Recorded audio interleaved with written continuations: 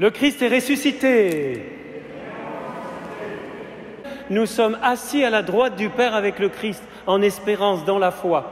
Et cette parole, chers amis, en ce dimanche, nous aide encore, nous aide à avancer dans la vie, nous aide à faire en sorte que chaque jour, nous avancions un peu plus sur le chemin de l'Évangile, que nous devenions un peu plus évangéliques dans le sens fort du terme, c'est-à-dire que nous vivions selon l'Évangile. C'est cela que j'aimerais vous partager à partir des lectures de ce jour qui ont un thème principal. D'ailleurs, ça commence très très mal aujourd'hui. Vanité des vanités, tout est vanité.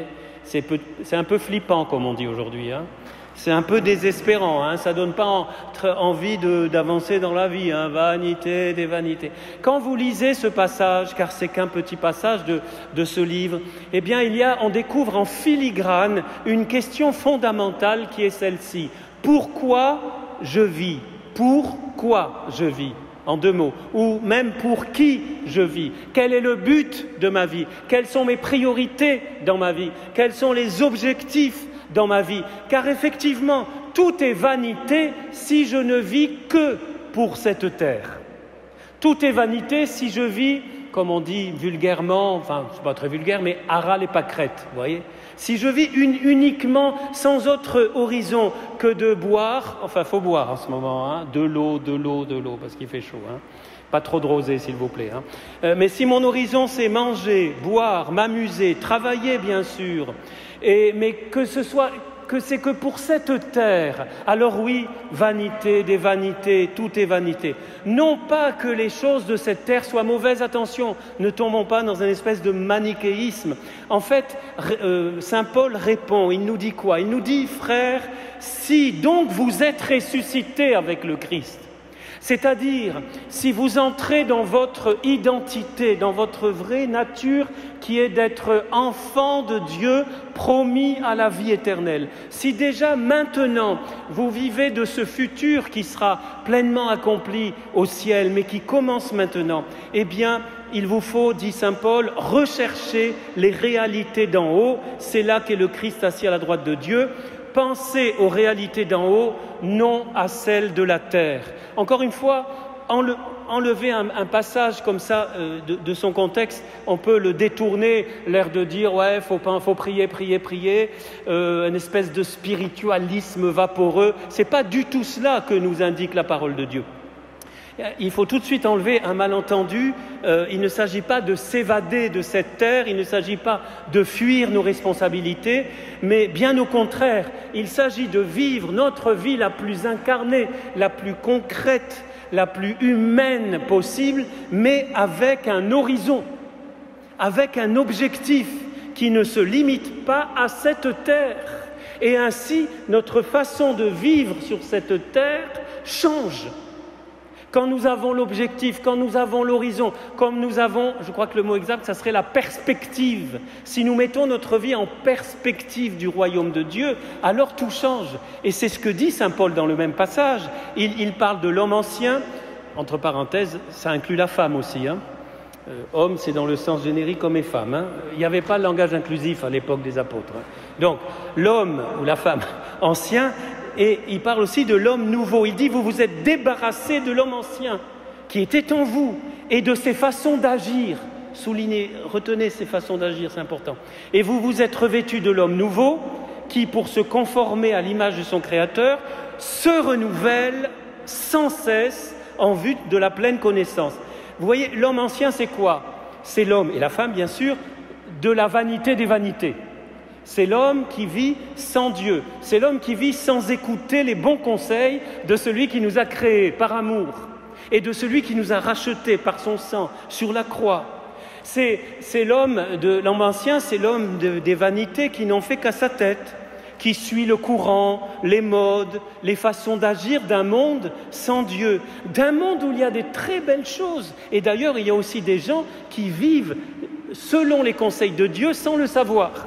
Ces fameux chrétiens qui s'ignorent, hein, comme on dit. Il y en a beaucoup, grâce à Dieu, parce qu'au fond du cœur de l'homme, il y a cette empreinte de Dieu, ce que le Concile Vatican II appelait les semences du Verbe, dans tout cœur de tout homme, de toute femme, de tout être humain en ce monde. Mais l'homme ancien, vous voyez, c'est ça, c'est l'homme qui ne veut pas écouter le Seigneur, qui en fait qu'à sa tête. Tandis que l'homme nouveau, entre parenthèses, qui se renouvelle chaque jour, ce qui est très intéressant au passage, c'est celui qui se conforme à l'image de son Créateur, c'est-à-dire qui se souvient qu'il est créé à l'image et à la ressemblance de Dieu. On lit ça au début de la Bible, hein. Nous sommes créés, parfois on l'oublie ça, on l'a appris peut-être au catéchisme, si vous avez été au catéchisme, puis on finit par l'oublier avec la vie de tous les jours, qu'on est créé à l'image et à la ressemblance de Dieu. C'est quand même pas n'importe quoi. C'est pas une raison pour gonfler les chevilles et se prendre pour Dieu. On est des créatures, on est faible, on est fragile, mais on est créé à l'image et à la ressemblance de Dieu. Donc l'homme nouveau, c'est celui qui se souvient de ça et qui rentre dans sa véritable identité. En d'autres mots, il s'agit, la question d'aujourd'hui, c'est vivre sans Dieu ou vivre avec Dieu, mais dans ma vie la plus quotidienne. Et ici, j'aimerais, dans une deuxième partie rapide de cette petite prédication, j'aimerais aborder le thème qui est le thème principal de ce dimanche et qui est la question des richesses et des biens matériels. Car il faut en parler puisque Dieu nous en parle. Vous avez entendu cette parabole toute simple. Je ne vais pas la répéter, mais juste rappeler la fin. Dieu lui dit à cette personne qui amasse et qui se dit, voilà, et qui fait des nouveaux greniers, etc. Tu es fou. Cette nuit même, on va te redemander ta vie. Et ce que tu auras accumulé, qui l'aura? Voilà ce qui arrive à celui qui amasse pour lui-même au lieu d'être riche en vue de Dieu. Cette expression riche en vue de Dieu, elle m'a encore percuté. Pourtant, je la connaissais. Mais en relisant cette parole, je suis allé voir le grec et je suis allé voir un tout petit mot de rien du tout. Personnellement, j'aime beaucoup les tout petits mots dans la Bible qui n'ont l'air de rien, mais qui disent beaucoup. Eis Théo, Théo, un Dieu, Eis. Alors ceux qui connaissent le grec, j'espère que je ne vais pas dire de bêtises, mais je suis allé bien vérifier. Eis, c'est un adverbe qui peut se traduire par en relation avec Dieu, en accord avec Dieu, conformément à Dieu, selon Dieu. Vous voyez, tout ça, c'est-à-dire selon ce que Dieu nous indique. Mais surtout, ce qui me plaît dans cette petite... Je me souviens du grec que j'avais étudié à l'école, et ce petit adverbe, en général, on l'apprend assez vite, ça indique la direction. Par exemple, si je vais vers Fréjus, je vais Eis Fréjus. Vous voyez, ça indique la direction de sa vie. Ça indique qu'on est en route, qu'on est en pèlerinage, qu'on est en chemin, qu'on avance. Vivre selon Dieu, c'est pas, voilà, j'applique une doctrine, je reste immobile, je fais toujours pareil. Non, je vous invite d'ailleurs à lire, je vous invite très vivement à lire ce que le pape a dit aux journalistes dans l'avion du retour du Canada. Allez lire ça. Vous allez sur vaticannews.va et vous allez lire ses réponses.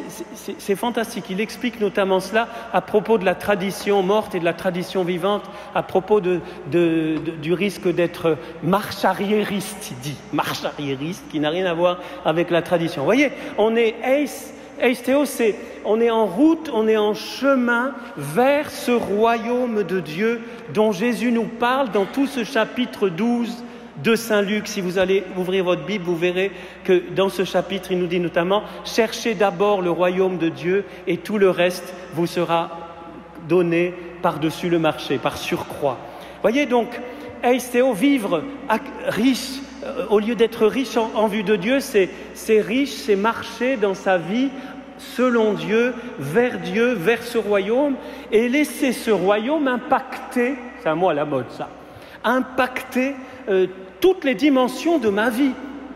C'est ce que je vous disais tout à l'heure, c'est-à-dire devenir vraiment évangélique au sens fort, c'est-à-dire que ma vie soit de plus en plus cohérente avec l'Évangile.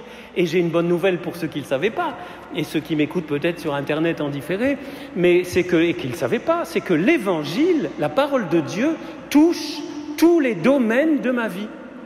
Vous trouvez dans l'Évangile, et en général dans la parole de Dieu, et particulièrement dans l'Évangile, vous trouvez les principes fondamentaux pour vivre comme enfant de Dieu tous les domaines de ma vie, les relations, la famille, le travail, la vie en société, les litiges, la gestion du temps, la gestion de mon corps, le respect du corps de l'autre, la santé, et on pourrait continuer. Vous avez les principes fondamentaux, s'ils étaient appliqués. Malheureusement, les présidents de la République, en tout cas en France, ils ne savent pas ça, il faudrait leur dire. Parce que si on appliquait les principes de l'Évangile, la planète, l'écologie, en fait, tout y est, mais tout y est, puisque cette planète nous a été confiée dès le départ pour qu'on en fasse quelque chose de beau et nous on est en train de la bousiller. Vous avez vraiment la politique au sens noble du terme. Vous avez tous ces principes-là. Vous voyez, c'est ce qu'on appelle notamment la doctrine sociale de l'Église. Eh bien, sans parler de l'Église en général, mais en parlant de chacun de nous, nous pouvons tous avancer sur ce chemin du royaume, en pèlerinage vers ce royaume, vers cette vie éternelle qui est déjà commencée et qui est déjà là. Vous voyez, c'est ça le but. Quand on est en route, il nous faut savoir le chemin.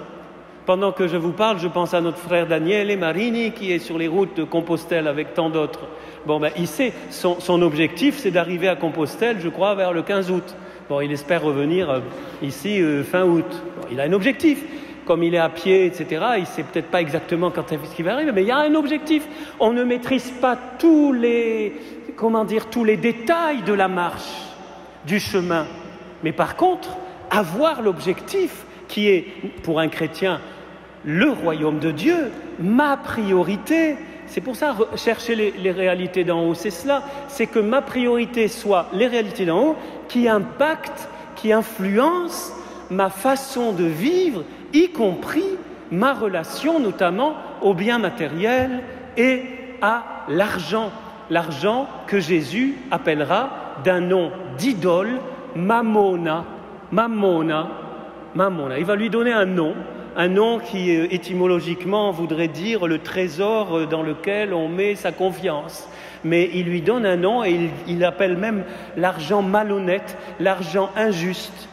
Et il nous indique comment utiliser même ces biens matériels pour le bien, pour le royaume de Dieu. Ça m'est arrivé de rencontrer dans ma vie des personnes très très très riches, mais alors très riches, mais alors je ne vous dis pas, je ne connais pas leur compte en banque, mais très riches, et c'est exceptionnel, mais j'en connais, qui mettaient leur fortune au service du royaume, mais le bien qu'elles faisaient. Et en même temps, pendant que je vous parle, je pense à nos amis d'Anajas en Amazonie, où nous avons une mission, où comme toutes les paroisses catholiques du Brésil, les paroissiens donnent la dîme.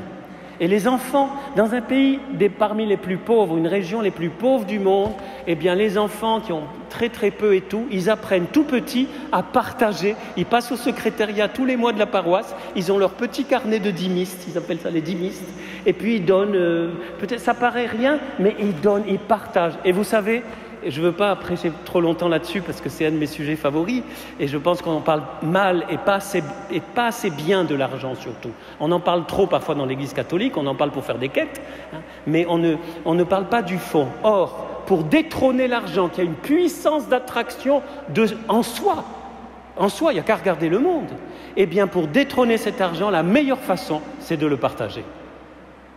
Il y en a qui se disent, il va nous parler de la quête. Non! C'est bien, bien plus profond que ça. C'est quand tu partages, quand tu te dis, comme disait saint Vincent de Paul, les biens que tu as, ils te sont prêtés par le bon Dieu jusqu'à rencontre d'un plus pauvre que toi. Quand on considère ces biens, c'est valable pour les biens de la planète, c'est valable pour les biens matériels, c'est valable pour l'argent, que tu as gagné bien sûr à la sueur de ton front. Et en ce moment, on sue avec le front. Mais tu as pu le gagner parce que tu as eu un métier, parce que Dieu t'a donné la santé, parce que. Donc tu considères que la propriété strictement privée absolue en Dieu n'existe pas vraiment.